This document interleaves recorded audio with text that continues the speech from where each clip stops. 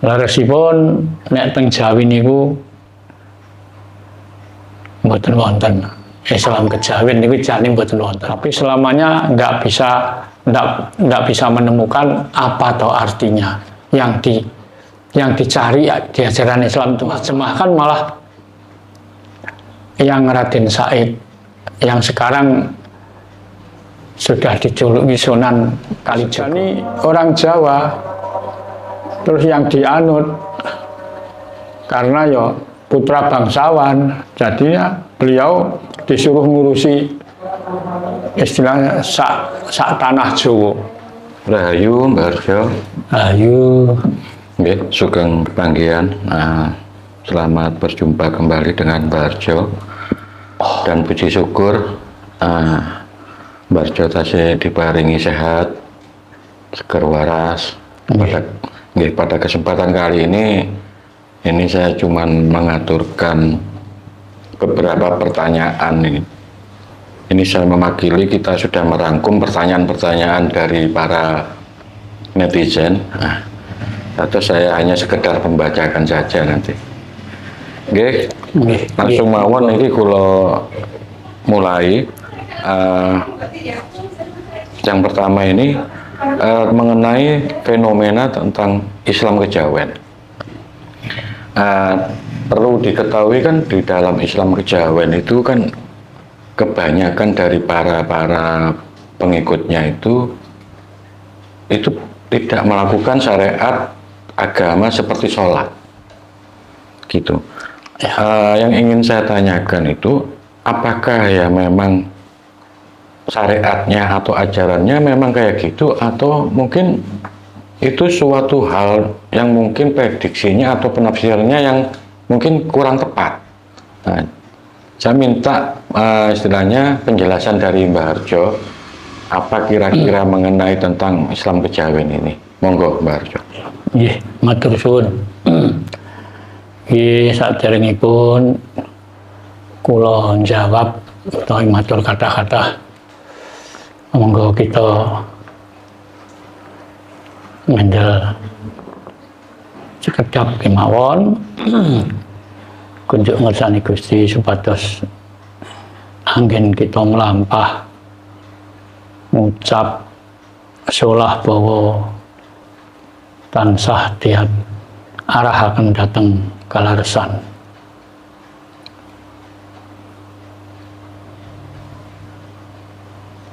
Nggih, matur nuwun. Ngaten nggih. Pitakenanipun menika bab Islam kejawen. Nggih. Leresipun nek teng Jawi niku mboten wonten. Islam kejawen niku jane mboten wonten. Resine kok dados wonten nggih. Nek istilah Islam niku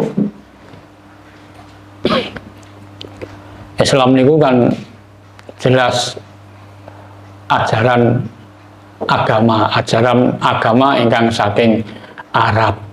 Nggih, istilah Islam niku istilah budaya Arab. Jawa nggih Jawa, Arab nggih Arab. Lah, kenapa wong boten enten ajaran Islam kejawen kok dados wonten? Mestine wonten bab-bab ingkang dados lantaranipun. Mriki nek ucapan sampun ngucap Islam niku berarti mbon istilah Arab. Nek kejawen nggih Jawi, Jawi nggih Jawi. Jawi niku sanes Arab. Lah kene wonten ajaran Islam kejawen. Niku sing sak ngertos kula nek mboten lepat mulai wiwit Syekh Abdul Jalil. Syekh Abdul Jalil menika tiyang saking Arab, ajaranipun Islam. Lah areh dene dugi teng tanah Jawi menika kiyambakipun ibarate manggihaken intinipun. Sadangune piyambakipun melajari ajaranipun piyambak ingkang saking Arab mboten saged manggihaken. Lah saged manggihaken niku teng Jawa mriki. Lumantar sinten? Lumantar Mbah Said. Mbah Raden Said ingkang sakmenika katelah Sunan Kalijaga. Lah nalika semanten sami napa nggih? Ngapunten menawi saged namel bahasa Indonesia, Pak. Oh, ngoten nggih. Nggih.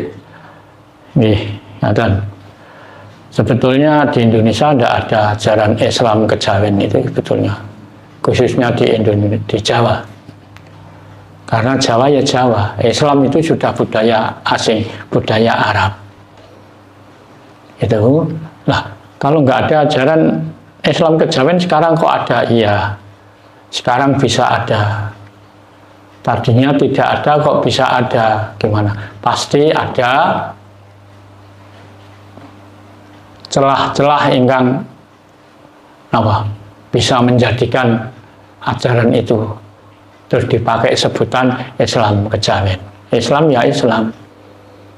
Kejawen ya kejawen. Jawa. Kalau nggak salah itu dimulai zaman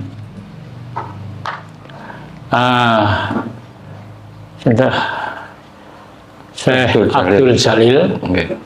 Ketika itu beliau datang ke Jawa sini dan beliau punya ajaran Islam. Tapi selamanya nggak bisa menemukan apa atau artinya yang dicari di ajaran Islam itu apa. Nah, jadi bisa ketemu, beliau bisa menemukan ajaran Islam punyaannya sendiri yang dari Arab. Ini malah ketemunya di Jawa, yang bisa menerjemahkan malah yang Raden Said, yang sekarang sudah dijuluki Sunan Kalijaga. Jadi sebelum yang Raden Said itu menjadi Sunan, belum jadi Sunan, itu orang biasa. Yang Said itu putra bupati. Jadi yang memang orangnya senang laku, tirakat, dan luar biasa kuatnya. Punya ajian macam-macam. Nah, setelah itu ketemu sama Syekh Abdul Jalil ini. Nah, akhirnya bisa ketemu, bisa adaptasi sampai seperti saudara. Nah, Syekh Abdul Jalil itu mengatakan beliau mempunyai keyakinan ajaran Islam. Tapi beliau ditanyai oleh yang Said nggak bisa menerjemahkan. Ajaran apa? Gini-gini. Nah, akhirnya sharing bersama yang Said ini. Nah, akhirnya bisa menemukan, oh yang kamu cari itu ini loh, Abdul Jalil ini. Artinya gini. Nah, akhirnya Syekh Abdul Jalil itu ikut belajar tata cara kejawen pada yang Said. Nah, setelah itu Syekh Abdul Jalil ya diberi kunci kejawen ini. Betulnya yang Said ini kuncinya ya sama. Sama dengan kita yang menganut ajaran SS ini. Kuncinya yang sama. Iya. Tapi permintaannya tiap orang berbeda. Tapi yang saya katakan kuncinya sama ini. Tapi caranya ngunci kan berbeda. Tinggal orang SS sekarang ini kuncinya sama. Tapi cara nguncinya bagaimana? Kan nggak sama. Makanya kuncinya itu sama, tapi kebolehannya apa yang didapat nggak begitu sama, tidak pasti sama. Nah, di waktu itu akhirnya Syekh Abdul Jalil ini bisa menemukan apa yang dipunyai ajaran Islam. Tadinya nggak bisa menemukan apa-apa. Nah, setelah ketemu dengan Eyang Said ini, beliau belajar kejawen sampai beliau apa yang dicari bisa ketemu di Jawa sini. Nah, akhirnya Syekh Abdul Jalil itu menamakan dirinya Islam Kejawen. Nah, setelah itu baru disebut Islam Kejawen. Syekh Abdul Jalil, sekarang kamu jangan pakai nama Abdul Jalil. Jangan pakai nama Abdul Jalil, tapi sana kamu bertempat di sana. Di sana di lereng gunung sana ada itu tempat yang di Tanah Abang. Tanahnya itu lempung kuning itu. Nah, kuning itu kalau bahasa Jawa, bahasa halusnya kan jene nopo jenar. Jenar. Tadi disuruh bertempat di sana, akhirnya beliau diberi nama julukan Syekh Siti Jenar, artinya kiai yang bertempat di tanah kuning. Jadi Syekh Siti Jenar itu aslinya Syekh Abdul Jalil itu. Yang Syekh tetap Syekh karena beliau orang dari Arab. Nek kiai itu istilah Jawa, bahasa Jawa kiai itu. Lalu Arab Syekh. Misalnya kalau guru Ustadz, nek Indonesia guru. Nah, jadi sebetulnya terjadinya mulai itu ada sebutan Islam Kejawen. Nah, kenapa Islam Kejawen dengan Islam yang sekarang yang berkembang ini perilakunya atau kewajibannya yang dijalani kok nggak sama? Iya. Makanya konon ceritanya sampai sunan-sunan yang lain itu mengajarkan muridnya jangan ikuti Syekh Siti Jenar. Kalau orang-orang itu mengikuti ajaran Siti Jenar, ajaran syariat nggak kanggu, nggak laku. Nah, Syekh Siti Jenar kan lakunya, syariatnya kan sudah lengkap. Jadi beliau yang dijalani tentang hakikat, tentang makrifat. Sebetulnya Syekh Abdul Jalil tidak bisa menemukan tentang ajaran makrifat. Bisa melakukan tentang ajaran makrifat ini di Jawa sini dituntun oleh Eyang Kalijogo. Di waktu itu belum gelar Sunan Eyang Kalijogo, masih gelar Jawa Raden Said. Nah, akhirnya serawung sampai seperti saudara ini. Terus ada peristiwa itu, entah memang gitu apa mungkin itu rekayasa, bisa saja. Sunan-sunan yang di Jawa itu baru ada 8 katanya dulu. Jadi untuk melengkapi wali di tanah Jawa itu jadi 9, yang 1 harus asli orang Jawa.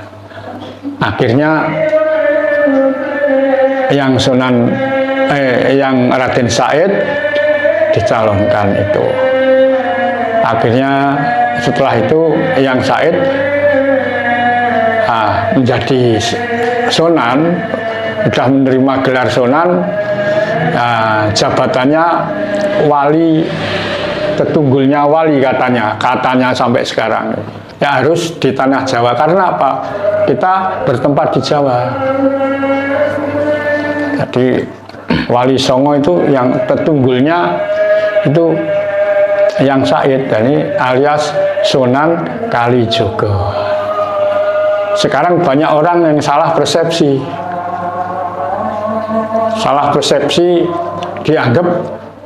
disebut Sunan Kalijogo itu dulunya disuruh bertapa di pinggir sungai. Bukan itu, bukan itu. Yang betul bukan itu. Ya, istilah Jawa itu memang Pasemon ya. Bukan hanya Pasemon, yang disebut kali. Kali itu bukan berarti sungai itu. Kali itu di waktu itu zaman ketika itu loh.